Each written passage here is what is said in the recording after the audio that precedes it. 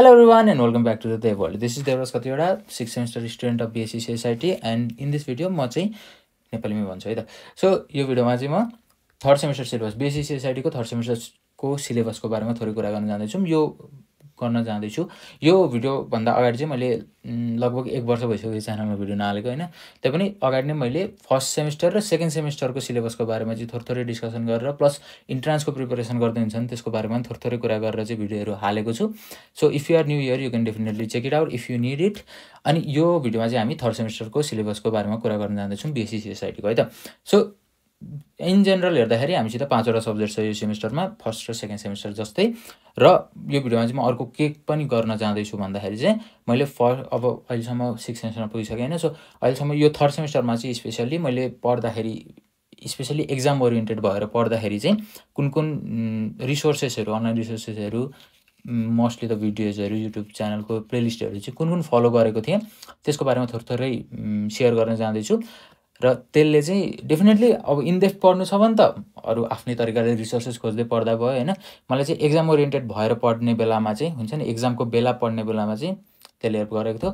अरु कुराहरु अरु रिसोर्सेसहरु त भरिपूर्ण छन् मजाले पढ्नको लागि त त्यसमा त केही पनि टेन्सन छैन है त. सो 5 वटा सब्जेक्ट भनिहाले मैले. यो त मैले फोर्थ सेमेस्टरको खोलेछु ल. त्यस थर्ड सेमेस्टरको है यो चाहिँ. सो थर्ड सेमेस्टरको फर्स्ट सब्जेक्ट छ data structures and algorithm. So data structure and algorithm अगाडि हामीले फर्स्ट र सेकेन्ड सेमेस्टर पढे जस्तै 60 मार्क्सकै हुन्छ एक्जाम र 20 मार्क्स प्र्याक्टिकल 20 मार्क्सको इन्टर्नल इभ्यालुएसन हुन्छ हैन. सो अनि हाम्रो कोर्स डिस्क्रिप्सनमा चाहिँ के छ भन्दाखेरि बेसिक डेटा स्ट्रक्चरको बारेमा कुरा गर्ने. सो डेटा स्ट्रक्चर भनेको सिम्पली क्यू स्ट्याक हैन. अनि अर्को के थियो लिंक लिस्ट. अनि त्यसपछि ट्री ग्राफहरुको बारेमा कुरा हुन्छ यहाँ चाहिँ. अनि त्यसपछि एल्गोरिदमहरुको बारेमा अनि थोरै एनालिसिस अफ एल्गोरिदमको बारेमा हुन्छ. त्यति डेप्थमा त हुँदैन. फिफ्थ सेमेस्टरमा गएर डिजाइन एन्ड एनालिसिस अफ एल्गोरिदममा चाहिँ अझै डेप्थमा हुन्छ. तर यसमा चाहिँ थोरै एनालिसिसको कुरो अनि स्पेस कम्प्लेक्सिटी टाइम कम्प्लेक्सिटीको बारेमा कुराहरु त्यस्ता कुराहरु हुन्छन्. सो सिलेबस हेर्दाखेरि चाहिँ यस्तो छ है त. म त्यति मज्जाले त हुन्छ नि 1 बाइ 1 त भनिराख्नु पर्दैन होला हैन. पज गरेर हेर्न सकिन्छ. प्लस यो सिलेबस त अनलाइनमा पनि भेट्न त हैन. सुरुमा त के छ भन्दा introduction to data structures and algorithms किन सब्जेक्ट पढ्न गइरहेको छौं त्यस्ता खालको कुराहरु. त्यसपछि डेटा स्ट्रक्चरहरुको बारेमा कुरा. सो त्यसमा आउँछ हाम्रो स्ट्याक क्यू यहाँ लिस्ट आउँछ. लिस्ट भनेको लिंक लिस्टहरुको कुरा आउँछ. अनि तलपट्टि ट्री र ग्राफको कुरा छ.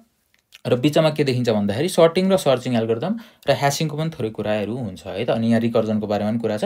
सो यस्तो खालको च्याप्टरहरु चाहिँ छन्. यहाँनेर मैले ल्याब वर्क्सको लागि पनि स्क्रिनशट राख्दिएको छु हैन. ल्याबमा के गराउनुहुन्छ प्लस टिचरको मर्जी हो जे पनि गराउन सक्नुहुन्छ. अनि हाम्रो टेक्स्ट बुकहरु हुन्छ नि रेकमेन्डेड टेक्स्ट बुक र रेफरेन्स बुकहरु चाहिँ यहाँनेर छन्. BSc CSIT को हाम्रो के हो हाम्रो टाउको हेडको CDC समथिङ के हो आई डोन्ट नो. सो त्यस उहाँहरुले चाहिँ बनाएको उहाँहरुले दिनुभएको रेफरेन्स बुकहरु सजेस्टेड रेफरेन्स बुकहरु चाहिँ यहाँ छ. र यो दुईटा प्लेलिस्टहरु चाहिँ मैले स्पेशली फलो गरेको थिएँ पढ्दाखेरि चाहिँ थर्ड सेमेस्टरमा है त. यो चाहिँ हाम्रो जेनिज लेक्चर CSIT. यो चाहिँ अगाडि मैले best resources for IT students भनेर लास्ट इयर बनाएको थिएँ भिडियो. त्यसमा पनि यसको बारेमा कुरा गरेको थिएँ. यो तलको बारेमा पनि कुरा गरेको थिएँ. सो यो दुईटा रिसोर्सेस प्लस DSA को लागि त कति रिसोर्सेस छन् हैन. अपना कलेजको पनि आफ्नो प्लेलिस्ट छ होला सायद. त्यो पनि राम्रो छ भन्ने सुने मैले हैन. र W3 स्कुलबाट पढ्दा भयो गिक्स बाट पढ्दा भयो जहाँबाट पढ्दा नि हुन्छ. मैले चाहिँ स्पेशली भिडियोबाट हेर्दाखेरि मजाले बुझिन्छ भनेर सुरुमा यसबाट यो माथिको च्यानलबाट हाम्रो जेनी दिदीकोबाट पढेको थिएँ हैन. र तलको नेसो एकाडेमी पनि राम्रो छ भिजुअलाइजेसनहरुको लागि चाहिँ है त.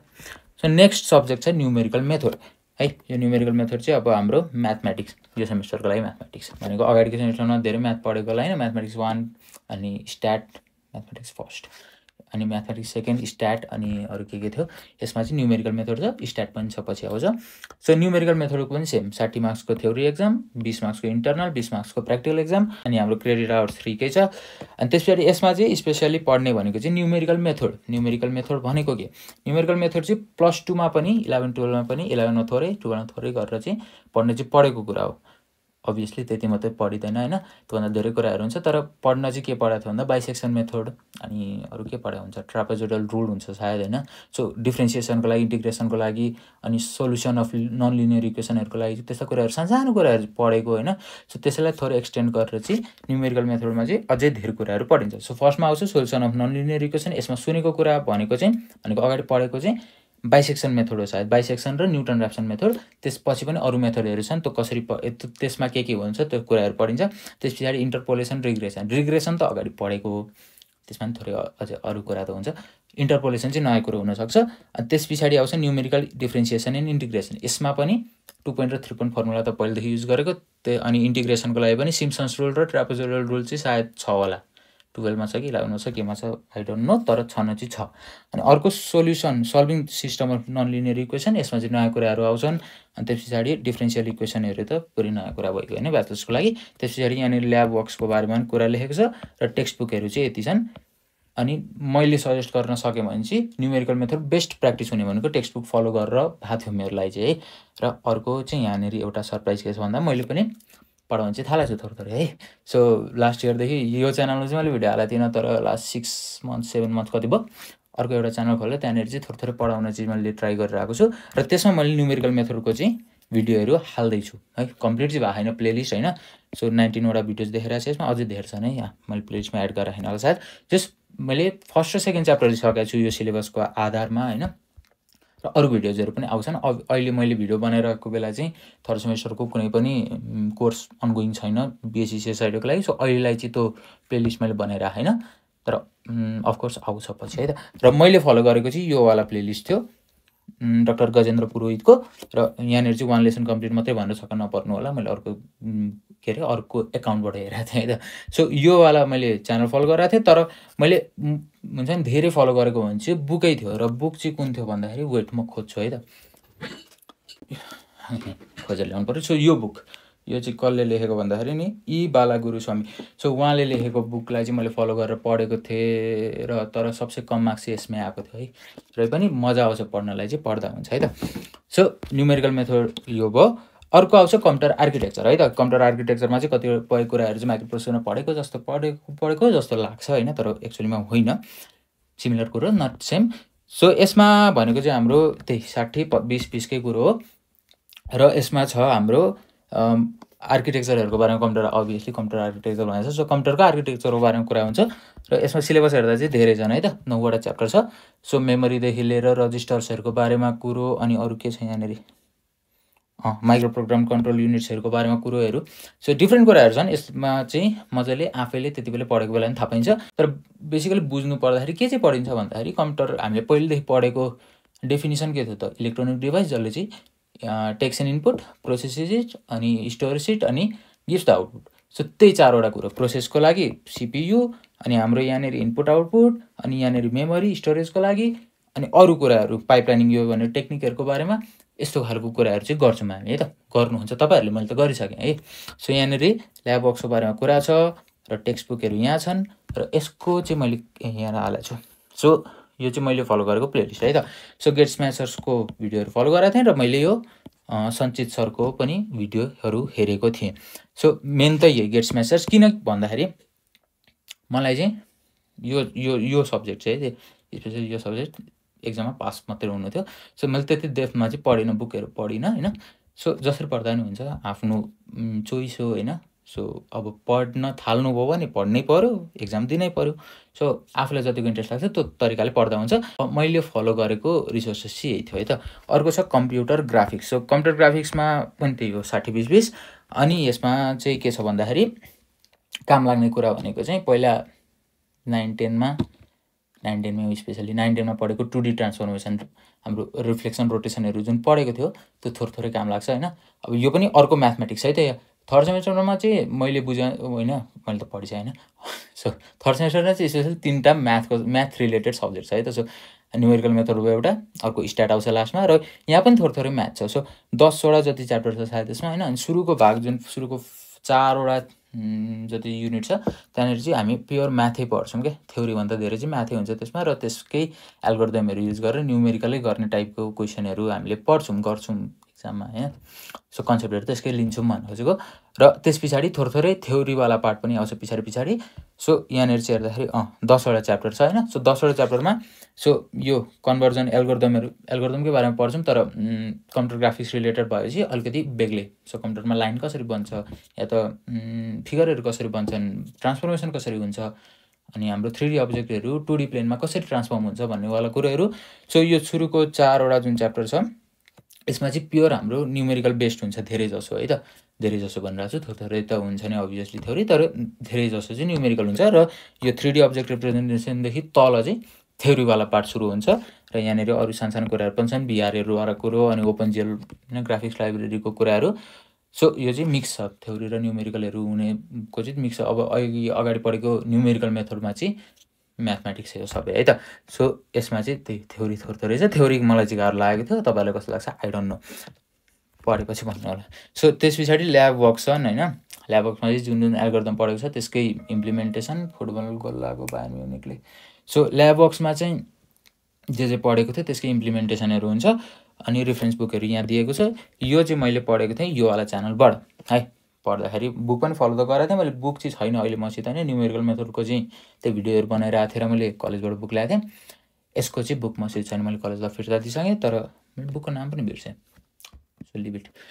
सो युट्युब च्यानल चाहिँ फलो गर्नु छ नि, यो दिपक गरको च्यानल छ, मलाई चाहिँ दामी लागेको थियो होइन। सबै त पढाएको छैन, कुनै अब थ्योरीवाला त खोजेर पनि पढ्न सकिन्छ होइन, जिपिटी सिपिटी के छ अहिले त जे पनि सर्च गर्न मिल्छ। तर भिडियोबाट मजाले हेरेर भिजुअली बुझ्न मन छ भने चाहिँ ट्रान्सफर्मेसनहरूको बारेमा स्पेसली दिपक गरबाट बुझ्दा चाहिँ हुन्छ है त। लास्टमा आउँछ स्ट्याटिस्टिक्स द सेकेन्ड। सो हाम्रो स्ट्याट 1मा जे पढ्यौँ त्यसको फर्दर हामी अगाडि पढ्छौँ। यसमा चाहिँ अलिक धेरै कुराहरू छन् होइन, धेरै कुरा छन् र मैले धेरै कुरा बिर्सिसकेँ, धेरै कुरा अलिअलि याद छ है। सो यसमा चाहिँ टेस्टहरूको बारेमा मेन त हाइपोथेसिस टेस्टिङ भन्छ होइन। सो हाइपोथेसिस भनेको सिम्पली के हो त, के भन्ने, हाइपोथेसिस भनेको कुनै पनि हाइपोथेसिस बनाउनु भनौँ मलाई आएन। सो कुनै पनि डेटा छ भने त्यसको बारेमा चाहिँ केही अजम्सन्सहरू लिएर चाहिँ त्यो ट्रु छ कि छैन भनेर हामीले टेस्ट गर्ने प्रोसेस भनौँ होइन। सो त्यसरी चाहिँ हामी हाइपोथेसिस टेस्टिङहरू धेरै गर्छौँ स्ट्याट 2मा स्ट्याट 2मा चाहिँ है त। सो यसमा चाहिँ कुरा छ, मेन कुरो त्यही हो है त, हाइपोथेसिस टेस्टिङकै कुरा छ। स्याम्पलिङ डिस्ट्रिब्युसन र एस्टिमेसनवाला कुरो स्ट्याट फर्स्टमा पनि लास्टतिर एउटा च्याप्टर छ सायद, त्यसमा थोरै कुरो गरेको हुन्छ, त्यसकै थोरै एक्सटेन्डेड भर्जन हो। र यो कुरो चाहिने भनेको चाहिँ मेन भनेको यो दुईवटा कुरा, यो दुईवटा टेस्टिङ अफ हाइपोथेसिस र नन प्यारामेट्रिक टेस्ट भन्ने यो दुईवटा कुराहरू, यो दुईवटा च्याप्टरमा चाहिँ मेन कुराहरू हुन्छन्, सबै खेलहरू यही दुईवटा च्याप्टरमा हुन्छन्। र अरू भनेको त्यही कोरिलेसन, सिम्पल कोरिलेसन त पढेकै होइन अगाडि, अनि के अरे हाम्रो रिग्रेसन पनि पढेकै हो, तर यसमा चाहिँ मल्टिपल कोरिलेसन रिग्रेसनको कुरो आउँछ। सो त्यसकै एक्सटेन्डेड भर्जन हो, रिलेटेड हुन्छ, पढ्न सजिलो हुन्छ। तर यो दुईवटा चाहिँ नयै हुन्छ, हाइपोथेसिस टेस्टिङ चाहिँ सायद नयै हुन्छ है त पढ्नलाई। अनि अरू भनेको डिजाइन अफ एक्सपेरिमेन्ट पनि रमाइलो छ, यो च्याप्टर चाहिँ मलाई थोरै याद छ, भनेको पढेको कुराहरू याद छ यसको चाहिँ। सो डिजाइन अफ एक्सपेरिमेन्ट रमाइलो भएको थियो मलाई पढ्दाखेरि। अनि अर्को भनेको स्टोक्यास्टिक प्रोसेस, यो चाहिँ फेरि 5th सेममा गएर पनि फेरि पढ्नुपर्छ। सो यहाँनिर बुझेको छैन 5th सेममा मजाले के भन्छ, यो स्टोक्यास्टिक र अगाडिको स्टोक्यास्टिक प्रोसेस र यो अगाडिको स्याम्पलिङ डिस्ट्रिब्युसन एन्ड एस्टिमेसनवाला च्याप्टर चाहिने चाहिँ 5th सेममा जब सिमुलेसन एन्ड मोडलिङ भन्ने सब्जेक्ट आउँछ त्यसमा पनि यो कुरो चाहिँ मजाले चाहिन्छ। सो यहाँनिर मजाले बुझ्यो भने त्यति बेला पनि काम चाहिँ लाग्छ। सो अर्को भनेको ल्याब वर्क्स भनेको यहाँनिर सिधै दिएको छ, यहाँनिर त के बारेमा गराउने भनेर, अनि नम्बर अफ प्रब्लम्स कतिवटा गराउने, यो टिचरमा भर पर्छ कस्तो क्वेसनहरू दिनुहुन्छ। टोटलमा 15वटा क्वेसन हुन्छ, ल्याबमा गरिन्छ, एक्सेलमा गराउनुहुन्छ होला सायद, र अर्को पनि कुन एउटा छ सफ्टवेयर त छ मैले बिर्सेन, त्यस्तो सफ्टवेयर पनि छ, त्यो सफ्टवेयरमा पनि गर्न मिल्छ। सो ल्याब वर्क्स यति नै छन्, र क्वेसन चाहिँ सरले दिनुहुन्छ, हजुरहरूको को सर पर्नुहुन्छ उहाँले दिनुहुन्छ।